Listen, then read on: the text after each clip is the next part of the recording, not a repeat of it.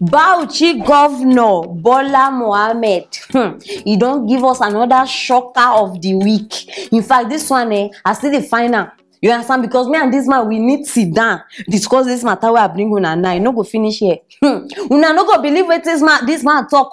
According to Ran, he say herdsmen no get any other option than to carry AK-47. And according to Ran, he say the reason why he talk him now because they no get anybody will go protect them. And they talk about the herdsmen. He say herdsmen no get government, they no get people will go protect them. So they need protect them themselves. Hi. With AK-47 herdsmen. Ngwanu, make a keep waiting. I won't talk to you after on a year about ourselves. So join me, make we watch the video. And now, because a fulani man is practicing the tradition of transhumance, pastoralism, he has been exposed to the vagaries of the forest, the animals, and now the cattle rustlers who carry guns, kill him and take away his commonwealth, that is the cows. He had no option but to carry AK-47 because the society and the government are not protecting him. What is his fault? It's the fault of the government and the people. When you see and listen to people where they obey, you're not supposed to know by now. You understand? Anybody will get the code, may get and no go talk past that one. Because now we know those people where they left, we know those people where they right. And we know people where we supposed to carry go hospital. Because right now for Nigeria, not everybody they okay. Even Davido talk am. Say even he himself they mad. So now everybody, because I not just understand. All the psychiatric, because make una open our gates because we they bring many people this period. Just imagine waiting governor. Open mouth talk. I beg now just one question me I get before I start to. Wetin concern herdsmen cow with AK-47? I know they see the relationship. Like this thing they make me they think many things at once. Because if we as citizens, okay, imagine police people where they get rights to get gun. We still they protest against the gun where they misuse. Police people where they get right to. Now imagine cowboys. I beg, allow me call them like that. What do you concern them with? The way Nigeria they move, the speed too fast. It's too fast. If fulani herdsmen now they fit carry AK-47. Okay, I no go talk. You understand? But that one just they tell us now say Nigeria Buhari administration don't fail. And if this one go stay, because as they don't talk now be say they don't give them. In fact, if they get rights before now, the right don't automatically become rights. So I don't come to my own conclusion. Oh, if these people feel get right to carry AK-47, oh yeah, let the farmers to get right to carry AK-47 because the farmers too need to defend themselves. We don't know how many farmers die. When all those plenty people die for farm, nobody can't talk say okay, this is the new revolution, evolution, waiting. Nobody can't talk. Say okay, may they protect themselves like this. Small thing will happen to herdsmen now. They give them right to carry AK-47. All na like they discriminate. My question is still the same question. Wetin these herdsmen don't do Nigerian politicians? Where una don't forget, say now people even put. I don't just understand. Una just sit down there by yourself. No be people vote una inside. No, these people they don't get agreements. And now wait till I go soon find out. They don't get agreements. The one way I even they pity now, all of una way una don't decide to relocate to the north. Una dey hear matana. All in the name of cheap onions, cheap tomatoes. Una won't die for not.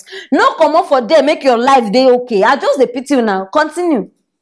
I no go talk past that one. See, it dey very obvious. Say Bauchi governor now they sponsor all these herdsmen. It dey very obvious. If not, wetin go give you the right to come outside? They tell us this kind of thing. People who don't do evil all their life. People who don't kill people, people who don't rape. I'm not even start to remind you now all the things where these people don't do. Because the story, in fact, everybody even know. Now they get right. Hey, una no do justice. Una no do justice when people die. Oh. When innocent people die. When family members were ripped of their loved ones. Una no do justice. Nah, una they do. This matter just they make me laugh. Una no go understand. But very soon, very, very soon, we go reach the end of all these things. We don't go stress ourselves again. So I beg my people, make we just swallow anything where they tell us. If they wake up tomorrow, say everybody must be standing, nobody must sleep. As long as say na them they there. You understand? But God know they sleep. Now be one thing way me I know. This one are just to tell us clearly. Say these people don't choose their path. And our herdsmen be their path. Who give herdsmen license to carry gun? Who give them license to carry gun? Now my question. Now go just they decide. I don't know that this before. These people go just wake up, say they do meeting. They fit do like 100 meetings in 1 week. All of them are about them. About them. Nothing they about us. Me. I no go just waste my time. You understand? But I don't bring this matter because it is very, very critical. Because now imagine if these people now they say all the herdsmen now where they no been get gone. Now they don't get right. So now imagine say before they stop for road. Imagine all of now go they remember people where they travel by road and all those things. Now be say now not even by air, people no go they travel. Because you no go know where you go meet herdsmen. Maybe the herdsmen are pilots.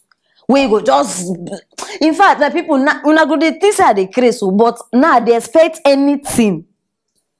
So all the travel one are the travel. I just the surprise for all these politicians. All the travel one are the travel. Una never see how white people they rear their cows. Because white people too they get ranch. They get animals. So una don't see white person we carry cow with AK-47. Ah, Nigeria, see, you be moving on your own. Then the politicians come be the actors. Because I don't even know which one I go even. My people, I bet na the matter be this. Wait till una think. May no come be like say na only me just the craze. Because I say I must bring this matter on our side today. You understand? So anything where you think concerning this thing, drop on for that comment section. And now una suppose share this video. So that everybody now we go there as one. It is very, very important. You understand? And subscribe if you never subscribe, because I know say you enjoy every bit of this story you see. Meanwhile, on to our next story. My people, if you not see wetin just hit me now, I will still dey recover. Seriously, this police person just catch 2 gay partners. You understand? People where they he catch them, he not just catch them, he can't ask them question. After I don't beat them, oh, they don't beat if you not even see their body. Hey! You go even pity for these people. They beat them finish, they still they video them on top. They ask them, in fact, the kind things where they ask them, I don't want to talk with my mouth, you understand? Now why I just want to go straight to this point. So for now, when no wait till they happen now for Naija, the matter they very, very serious. So join me, make we watch the video. Oh yeah, now they talk. I wanna tell they fuck each other. How many times fuck her? Why you know you are they talk? How many times fuck her? 3 times now fuck her. Eh? 3 times. 3 times now you fuck her? Yes, sir. You carry condom for us. Some man of fuck with empty people. I use condom. Inside small basket, the condom, the extra condom sit inside. Eh. Yes. How many times suck your dick? As in for 1 hour safe, I never still condom. They suck me steady. That other because they open the room, they distract us, because they press. Because man not lock, because they lock the door, give us into my body. Because they steady sucking. That person I say, oh Bob, relax. Now you tell me say you just come me, so I not do. But I used to control me from whichever just come. They ask you say as you carry me close. They open your eye, they talk. Sag must fuck him. I swear to God, I fuck her 3 times. I fought 3 times. Huh? How many times fuck your ass? I'm not like when you fuck me, he not release. But the fuck me more than like 2 hours, he still they fuck me. More than 2 hours? Yeah. You see they fuck you? Yeah. Eh? Wait now. Talk now. Why make you not flog me now? No flog her now. Eh? Come on, face your wife. my back. Face your wife now. I'm gonna face each other. My wife will na business. We make for give me money. Yes, sir. Oh yeah, face her now. But not be fuck her. Oh yeah. How many times now you call fuck her? 3 times now fuck her. 3 times now pour. 3 times now you pour for Inyash. Yes. How many times you suck your dick? For 1 hour now I suck my dick. 1 hour. Yes, sir. Now you suck your dick. Yes. Young man. Sir. How many times you suck in dick? Talk the truth. Yes. Like what is judge for so 1 hour see the suck it. You know he come. Eh? He come. No, he not come. He not come. He not come, yeah. He not come. How many times he fuck you? Normally all of our fuck na for parlor. How many times he fuck you? Now you just fuck me 3 hours now we fuck. So normally I was not cutting the fuck based on he just there on top of me. How you got do I tell you? Lie down means do I will not take. You not even like that. You not like that. Oh, no, wait. Keep quiet now, not talk. Sorry, sir. Oh yeah, do as you said for and do it till they fuck you. Marcia. But that didn't not flog my back. They not go flog your back. You do it, go do it now. Okay, see you, sir. Oh yeah, you stand up. Oh yeah, stand up, do it. How you do it? Like do it now, bend down now. Okay. Open the trouser. No. I just do. Now so he did, but he back go deep where we get the come like woman on for a shower quarter. Yeah. Now go the fuck am. How you till the fuck do Now it? start the fuck am bro. Instead Huh? the fuck am. For how many hours so? From after 2 to almost 4 o'clock. Now you fuck am. Yes, sir. Oh yeah, it's okay. Now wow. Now if you now go agree with me, no be only girls they do runs. Now we don't get runs, boys too. Because based on the story we I don't hear now go understand say the guy do one because of money. Now wow, my people, as una watch this video now, I dey so many of una, some of una laugh, some of una cry. I don't know whether una cry, but if una ask me, this video, you not too funny. It ain't funny, but not too funny. See, if you now they see me where. Una go no say every day they talk against these people. I know they support them. In fact, 1,000%, 1,000,000%. I be number one. We know they support this thing. But at the same time, I know they like when people they treat human beings like say they be animal, like say they no exist. You understand? I don't support them. But I don't like the fact where police see the treatment where they give these people. It's not fair. Because see, una go they clap, una go they yes, hail them. The same policeman where they deal with these people, una don't check in life. Una don't check in lifestyle, no at the ask. Because now wait till they want make una see, they go show una. Africa. See, we don't get the same choice. Times go come where you go against person choice or person likes. You understand? Not be the same thing, but beating them no go bring solution. Embarrassing them, I be disgracing them. It no go make them change. Una don't understand. In fact, after they recover from this thing, they go come go do the one way worse past that one. See police people. People where they, in fact, they be law on their own. Police people, now them even be the law. See what they do. And this one now, where they do, for their mind, they punish person, they discipline person. Not be like this, they discipline. The only thing we wanna go achieve now to show citizens, say, now like this, we're not supposed to treat gay, now like this, we're not supposed. Now do you understand why Donald Trump even make statement when he make when they call us shithole countries? Now do you understand that? No, what be the difference between the shithole when talk and the behavior where police people they give us? What is the difference? There's no difference. If the law, according to Buhari administration, I be the Nigerian administration, if the law talk say, okay, anybody will do homosexuality, make they arrest them, lock them up. Now what did the law talk? Not be me. So lock them up. The law never say beat them, disgrace them, video them, do this one. Why you go humiliate people when you know say even you yourself you no be perfect? Abeg, no get me wrong, I don talk this thing like 3 times. I no support them. I dey talk about homosexuality. I no support them. But at the same time, police don't do bad. Now poverty dey cause all these things now. You don't go blame them. Now poverty. Imagine say these 2 guys now when I just watch. Imagine say they get money, they get cars, all those exotic cars, they get house, mansion. No, imagine. This thing go be like this. Everybody go see and waka pass. They go waka pass. In fact, they go even they hate them. They go even they send love emojis. The way they say and now where they do for Bobrisky. They fit try this thing for Bobrisky. No, I just they ask you now. Because now I go they say I just they overtalk.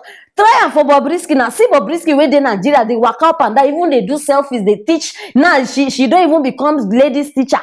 Nobody talk, oh. Nobody go look for and say we go beat you, we go video you. The only difference between these people who I just watch now and Bobrisky na money. Na money. If you like, agree. If you like, no agree. I don't talk my own. If you dey against these 2, I don't even know what I even call them. But if you dey against these 2, and you dey support Bobrisky, you are the biggest hypocrite I've seen in my life. Biggest one. Some people go even they preach against homosexuality. Some go they talk about that. You don't turn song self to our ears. But go check them. If Bobrisky post something, they don't go like him. They don't go to hail him. I even see one where even shock me. Like, you don't understand. I don't even feel talk. Person they tattoo Bobrisky face, Bobrisky name. In fact, not be smart, you know, my people. I bet, I just say una go dey doubt now. So I bet for una we no know, una we never see him before. Because me I know sabi like, join me, make me watch out.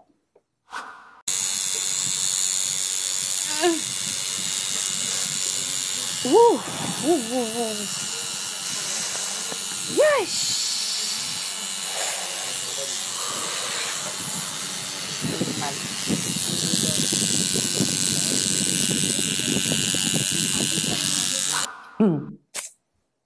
My people, you feel dey against something. You feel dey against somebody without violence. Violence no be answer to things. I beg, that policeman, we need look for that man. He need pay for what he do because this thing is harassment. This is harassment. We need look for him. You understand? Now, why you need share this video so that people will no invoice, maybe person feel no invoice, you go come tell us.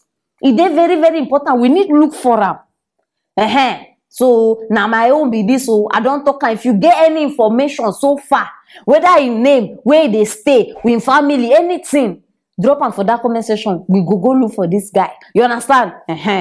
So drop your comment for the comment section. Very, very important. And if you never subscribe, make sure say you subscribe. You understand? I dey beg una be my people. And make sure say you share this video so that everybody go know wetin dey share for one-on-one TV. Very, very important. Don't go far. See you later.